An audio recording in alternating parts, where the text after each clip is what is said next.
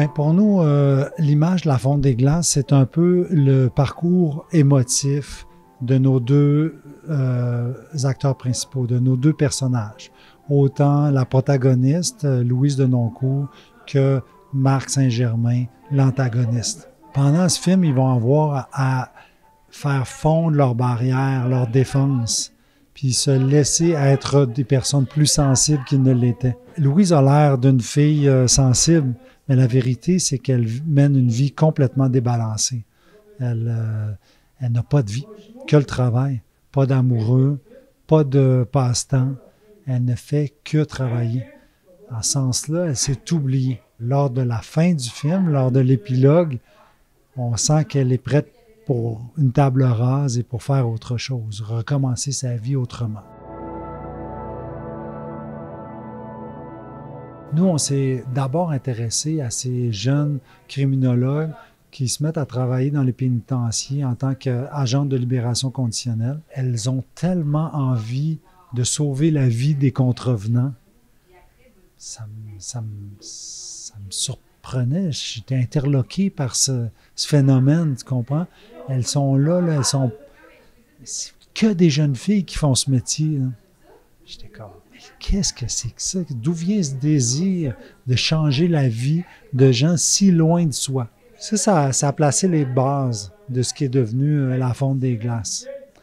Éventuellement, on a senti le besoin de créer du drame avec ça, confronter cette jeune personne qui a des idéaux à de l'adversité, avec l'arrivée du meurtrier de sa mère, et voir si elle allait être capable de soutenir ses idéaux avec autant de pression. C'est ça, ça donnait lieu à une courbe dramatique intéressante.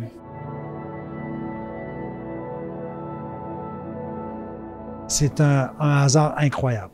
Alors, l'histoire de cette chanson, c'est que je voulais donner l'opportunité à Jean-Luc Canapé, le comédien Inou de notre film, de chanter, parce que Jean-Luc est aussi un chanteur et un musicien. J'avais mis en scène l'auteur et quelques autres dans le karaoké, puis je les avais vus, mais j'avais envie d'offrir l'opportunité à Jean-Luc de chanter.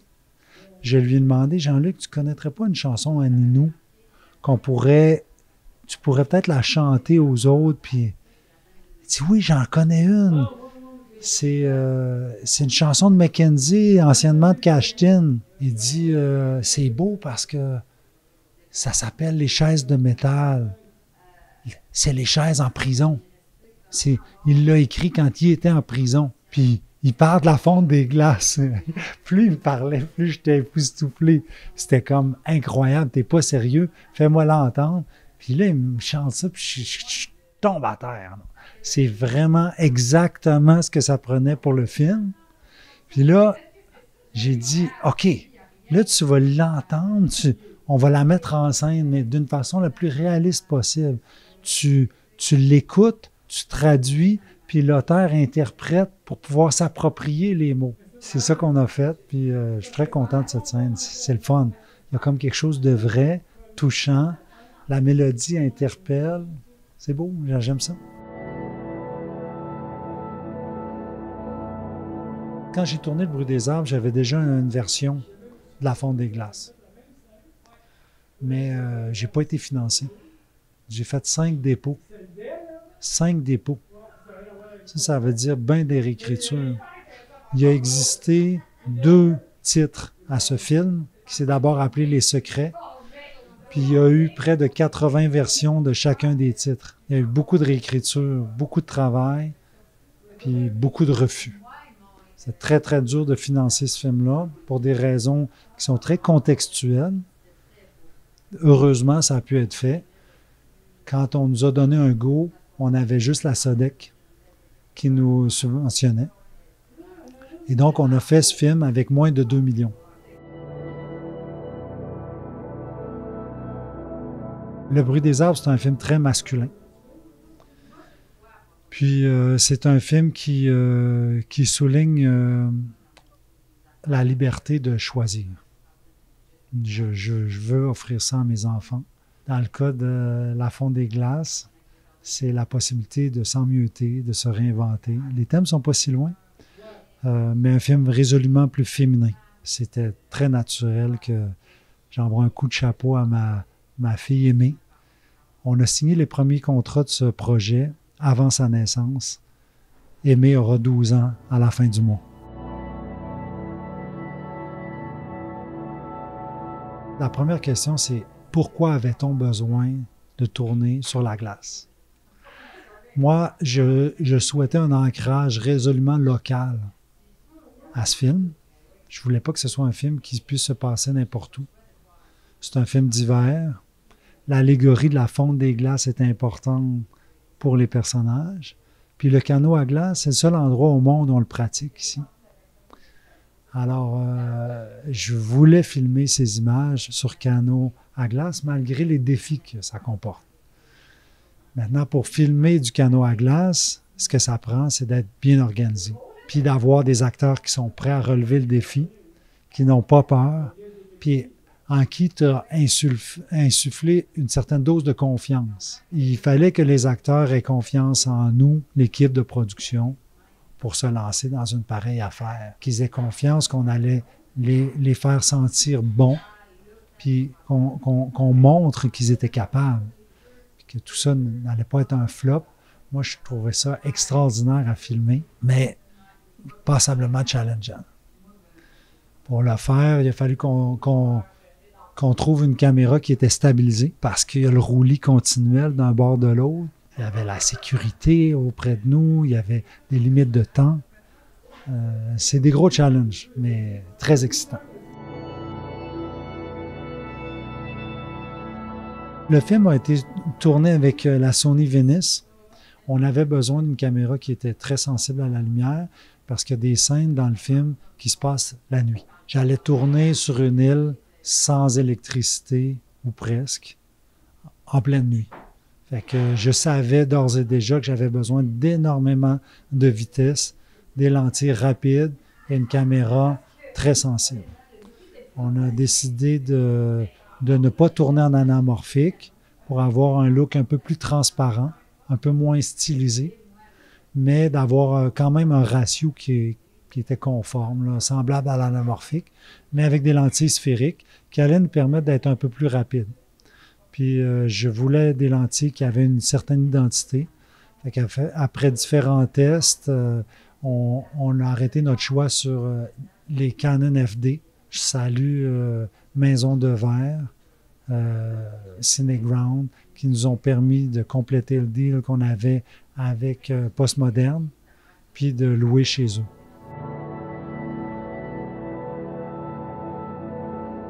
Moi, la direction commence par de la connexion avec mes acteurs. On passe beaucoup de temps en amont, soit à prendre des marches, à parler du projet, parler du sens du projet, parler des personnages. Puis après avoir eu ces moments de connexion, les acteurs et moi, un à un, on fait du travail de table. On décortique le scénario, on met toutes nos notes, on parle de chacune des scènes, chacun des moments, puis on s'assure que tout est clair dans les intentions. Comme ça, quand on est sur le plateau, on revoit la mise en scène, on fait de la mise en place, on explique comment on veut se déplacer, qu'est-ce qu'on veut faire, puis comment la caméra compte filmer ce qu'on veut faire. Puis là, ça donne lieu à d'autres discussions. Ça donne lieu à des échanges sur la véracité, les façons de faire. Les acteurs ont besoin d'un ancrage dans le réel. Ils doivent croire à ce qu'ils font. Fait qu'on taponne, on se questionne, on essaie, on revire de bord un peu, puis malgré le fait qu'on ait tourné le film en 20 jours, on s'est donné ces petits 15 minutes-là avant chaque début de scène pour se questionner, pour voir si ça marchait pas, qu'est-ce qu'il fallait améliorer. Puis les acteurs sont là avec moi à discuter de ça, puis on a du temps de travail.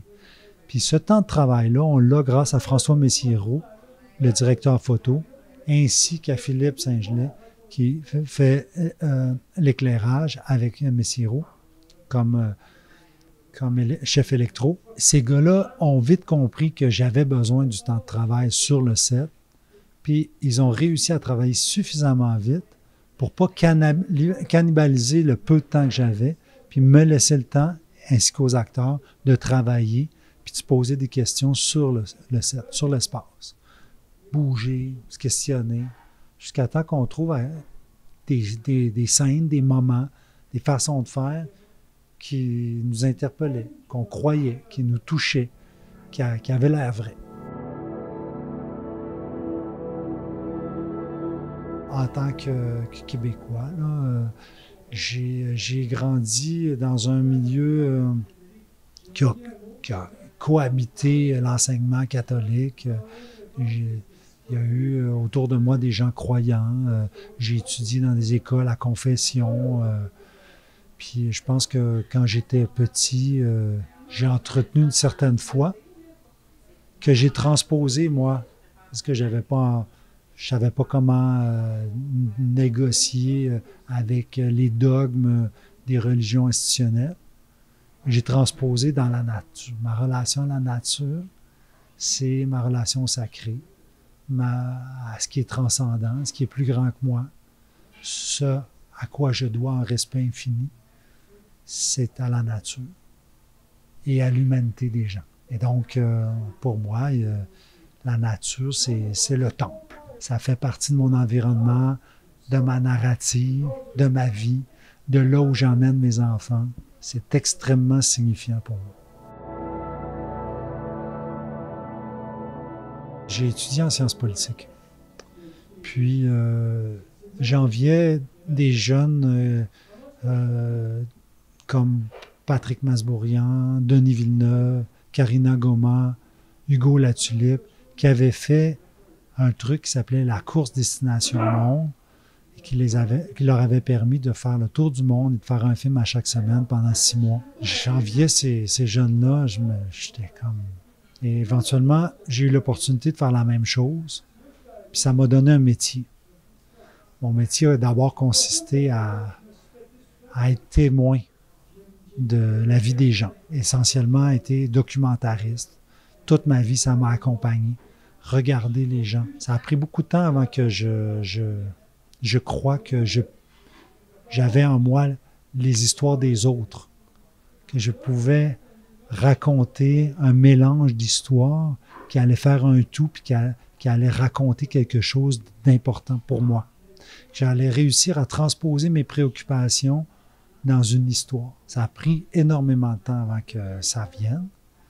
Puis, quand j'imagine autour du moment où je suis devenu père, avec le concours de Sarah Lévesque, qui est ma compagne depuis 21 ans, on s'est mis à rêver à ça. Puis ça a pris un certain temps avant que les choses se mettent en place. Puis éventuellement, on a été financé. Puis on a cru en nous. Puis la très faible confiance en moi que j'avais à ce sujet-là, elle a permis que je puisse me mettre à y rêver, puis à m'imaginer que c'était possible. Puis éventuellement, c'est arrivé un peu, puis un peu plus. Puis je me suis forgé une idée de comment je voudrais faire des films, puis quel genre de film j'aimais, puis quel genre de film j'avais envie de faire. Puis on a d'abord fait un film sans compromis avec Le bruit des arbres, un film comme nous, on aime les films. Ensuite de ça, après cette expérience-là, on s'est dit, ce serait chouette d'essayer de faire des films comme on aime, mais de tendre la main au public qui n'est pas tout le temps prêt à voir des films comme nous, on est game d'en voir. Comment on pourrait faire des films sans trop de compromis, des films d'auteur, des films sociaux, mais qui sont un peu plus généreux, qui donneraient du plaisir à certains spectateurs en salle. Puis c'est comme ça qu'on a construit le projet de La Fonte des glaces. On n'était pas pour faire un film commercial. C'était sûr qu'on allait faire un film qui nous ressemble, mais avec une main tendue vers le public. C'est pour ça qu'on a décidé d'emprunter des codes au thriller, puis de les appliquer à notre cinéma social, très personnel, puis d'essayer de faire un hybride.